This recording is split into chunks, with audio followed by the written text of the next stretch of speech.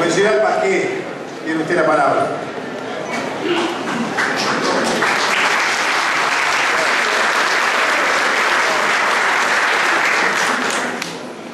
Señor Presidente, señores convencionales,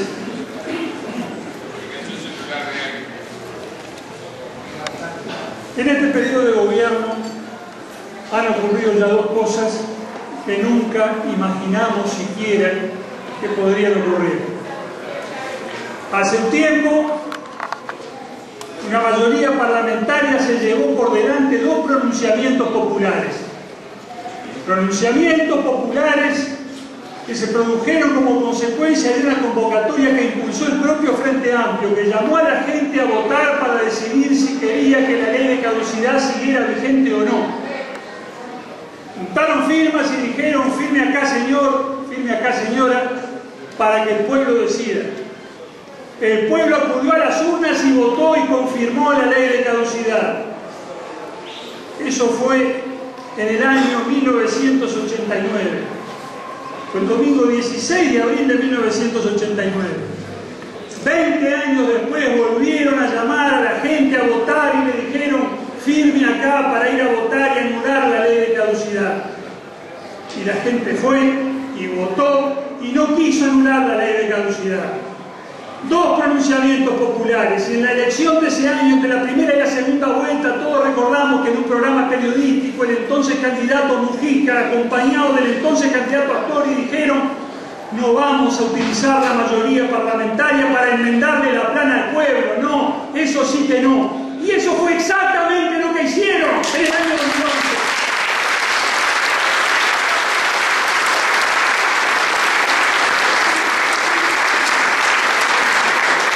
Ignoraron el pronunciamiento ciudadano, negaron lo que ellos mismos habían convocado, pasaron por encima de la voluntad popular y lo hicieron invocando en el año 2011 esa doctrina según la cual las mayorías no siempre tienen razón, la doctrina que en algún momento sobre algún tema extrayó incluso el hasta hoy Papa Benedicto XVI y que el doctor Tabaré Vázquez hizo suya.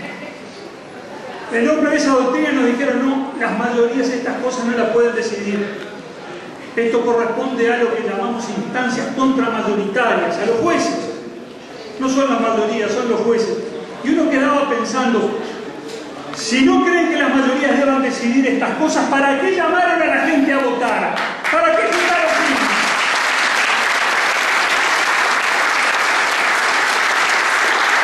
Llaman a votar cuando creen que pueden ganar, pero cuando después de contar los votos perdieron, entonces los votos no sirven y la gente no tiene derecho a decidir.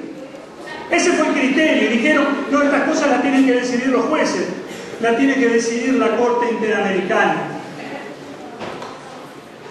Pasó el tiempo y tuvimos otra decisión judicial sobre esa ley interpretativa que no hubo profesor que pasara por el Parlamento que no le dijera que de sancionarse sería inconstitucional. Se lo dijeron todos.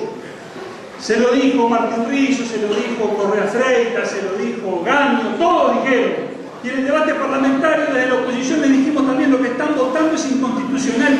No se puede sancionar leyes penales retroactivas más gravosas para el reo. No se puede cambiar la tipificación de los delitos después que se cometieron en las acciones. Esto nuestro derecho no lo permite, no lo permite ningún instrumento internacional en materia de derechos humanos. Lo hicieron igual. Y salió la sentencia de la Corte. Sentencia de la que se podrá decir cualquier cosa menos que fue sorpresiva, porque habíamos visto que todo esto iba a suceder, se anunció. Y cuando salió la sentencia de la Corte se olvidaron de lo que habían dicho, en el sentido de que estas cuestiones tenían que ser resueltas por los jueces, y desconocieron a los jueces y agraviaron a los jueces y dijeron: la gente no quiere esto, como si la gente no se hubiese pronunciado en las urnas, no una sino dos veces, diciendo exactamente lo contrario de lo que estaba haciendo el presidente.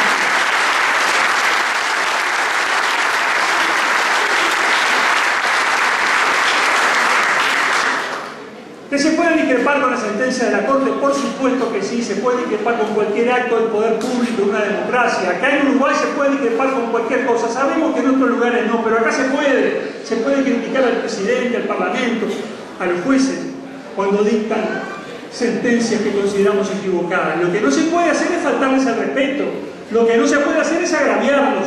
Lo que no se puede decir es que cuando resuelven algo de determinada manera están favoreciendo al gran capital en perjuicio del país. O que los mismos que favorecen al gran capital favorecen la impunidad.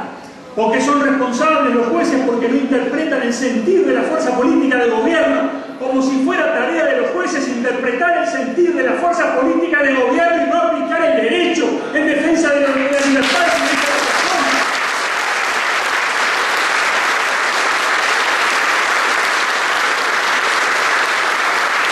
Agraviaron a la Corte y a los ministros de la Corte y llevaron su protesta desbocada a la vía de hecho, porque cuando debieron jurar los jueces cuyo traslado dispuso la Suprema Corte de Justicia, repitiendo lo que ha venido haciendo desde que existe, desde 1907, de manera rutinaria y sin escándalo, y sin que nunca levantara protesta alguna de nadie, cuando la Corte hizo eso, un grupo de personas, unos pocos centenares de personas, entró a la Corte, promovió allí un tumulto y durante horas impidieron que se realizara el sencillo acto administrativo que tenía que realizarse allí.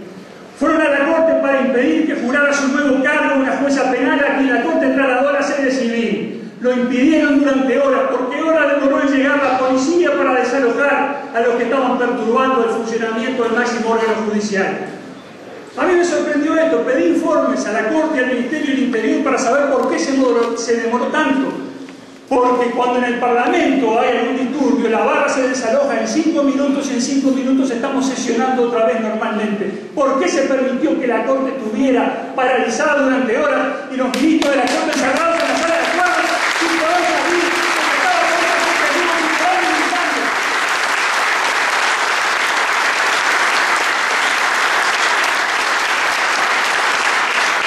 Y con estas cosas se creó un clima.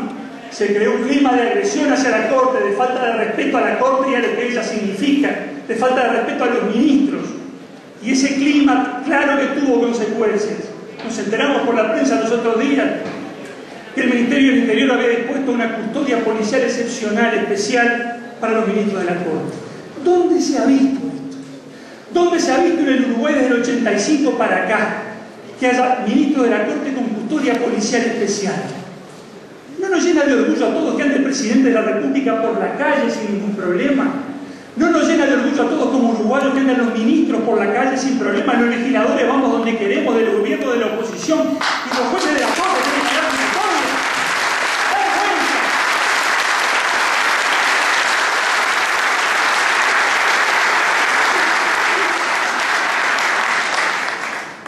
Estas cosas no pasan porque sí.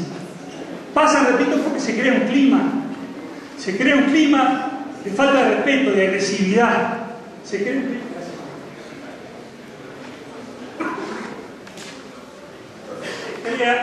un clima que deslegitima la acción del Poder Judicial y de quienes lo representan.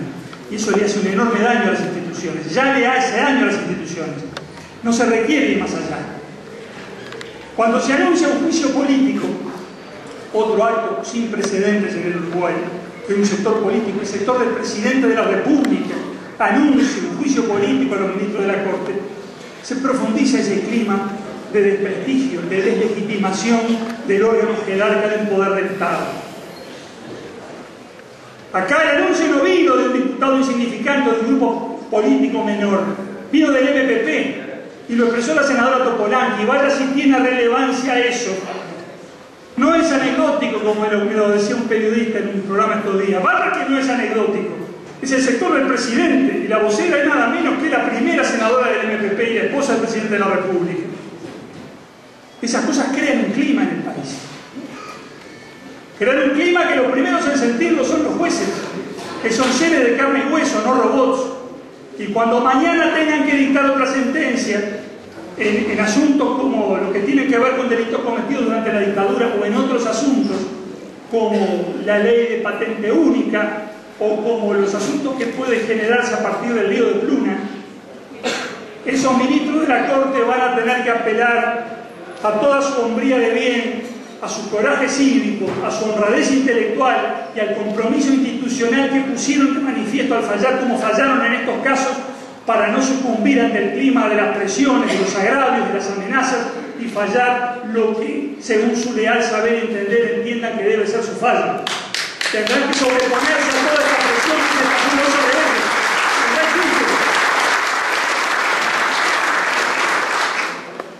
Y esta presión la vamos a ver también dentro de muy poco cuando venga la rendición de cuentas.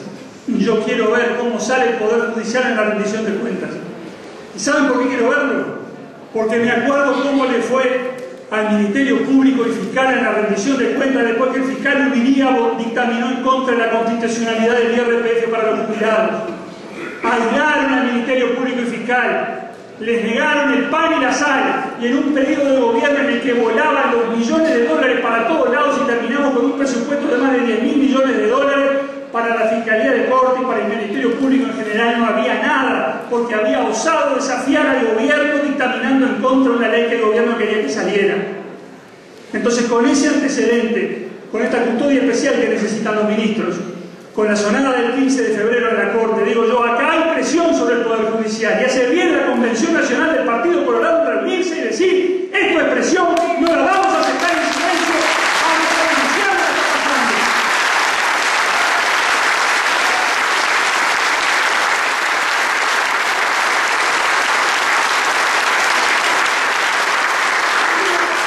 Lo denunciamos cuando se llevaron por delante los plebiscitos y lo denunciamos ahora cuando presionan desembosadamente al Poder Judicial.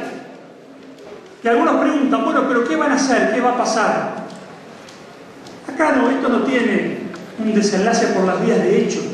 En el Uruguay, gracias a la obra fundamentalmente del Partido Colorado y también del Partido Nacional, las disputas se resuelven a través del sufragio. Lo que va a pasar es que en el 2014 vamos a convocar a los ciudadanos a votar por la democracia, por la Constitución, por las leyes, por el Estado de Derecho.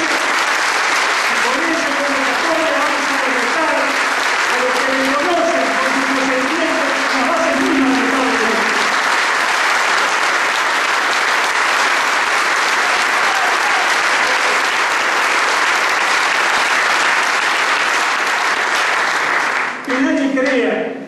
Que nadie crea, señores convencionales, que nadie se confunda.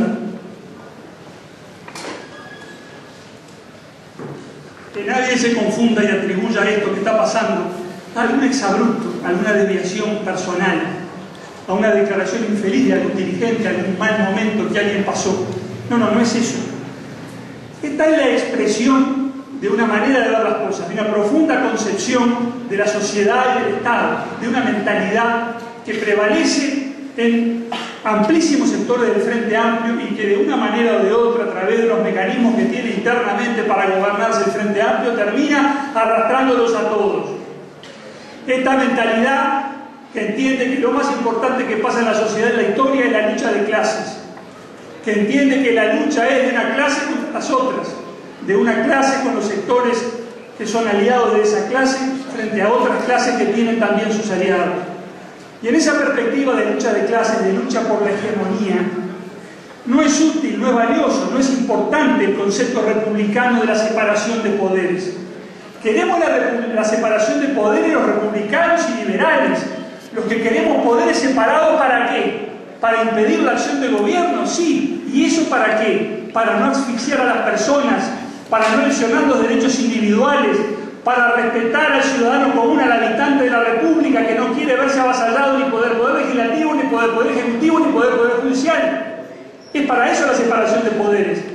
Si yo entiendo que lo importante no son los individuos y sus derechos, sino la lucha de clases, y que tengo que trabajar para lograr la hegemonía de una clase sobre las demás, la separación de poderes no es algo valioso que yo deba preservar, sino que es un obstáculo que tengo que superar en función de la correlación de fuerzas que en cada momento existe en una sociedad. Ese es el esquema mental. Y si pueden invocar a la Corte cuando les va mal en los plebiscitos, lo hacen. Pero si tienen que atacar a la Corte cuando les va mal en las sentencias, lo hacen también. No es por principios, es por razones tácticas y circunstanciales.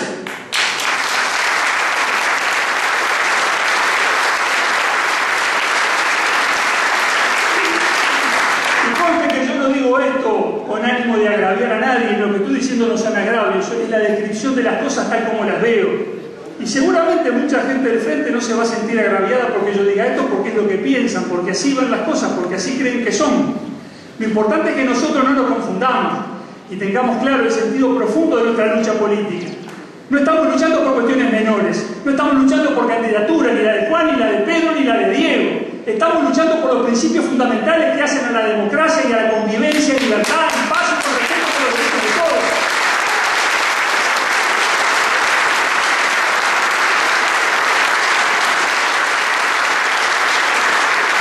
Y hay que tenerlo bien claro, porque a veces, embriagados por el éxito económico, por lo menos el que había hasta hace un tiempo, porque ahora tenemos el problema que todos sabemos que existen, pero embriagados por el éxito económico, ellos de soberbia también dicen: la oposición no tiene programa, el único programa es el del Frente Amplio, como si fuera las exportaciones exitosas o el crecimiento del producto fueran en sí un programa de gobierno.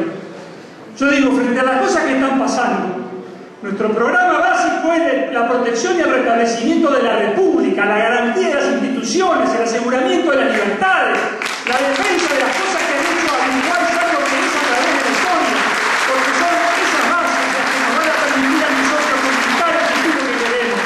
No queremos prosperidad a fuerza de silenciar pronunciamientos populares, no queremos aumentar las exportaciones y eso significa desconocer las sentencias de los jueces. No queremos nuevos impuestos y eso implica que el gobernante del turno va a hacer lo que se le antoje y que la propiedad no vale más que lo que una mayoría circunstancial en el Parlamento quiere que valga. Queremos que se respeten los derechos de las personas, que se respeten las instituciones y sobre esa base construir todos un país mejor. Ese es el sentido profundo de nuestra lucha, profundamente democrática, republicana y liberal. Eso es lo que está en juego ahora. Creo que la declaración del Consejo del Pleno Nacional dice bien estas cosas y las vincula con el origen mismo de la patria, las vincula con las instrucciones del año 13. Vamos a celebrar el bicentenario de las instrucciones del año 13 en abril. Ya sabemos que esa parte de la oración de abril que dice: mi autoridad emana de vosotros y ella cesa por vuestra presencia soberana, esa no la pueden homenajear los frentistas porque desconocieron dos plebiscitos.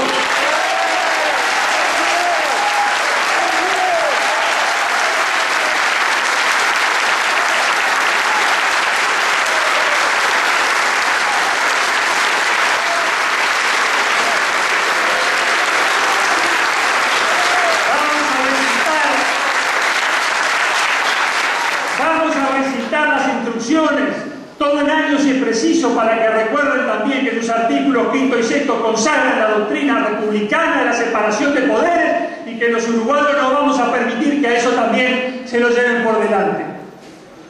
Espero, señor presidente, que una vez concluido el debate la convención respalde la declaración del comité ejecutivo que usted leyó al comienzo de la sesión. Creo que ahí están claros los conceptos fundamentales y que podríamos votarla con tranquilidad, sin perjuicio de votar también, si así lo entiende la convención, otro texto que diga con más claridad y contundencia todavía esas cosas en las que todos creemos, en las que todos confiamos y que nos hacen sentir orgullosos de ser uruguayos, colorados y vallistas y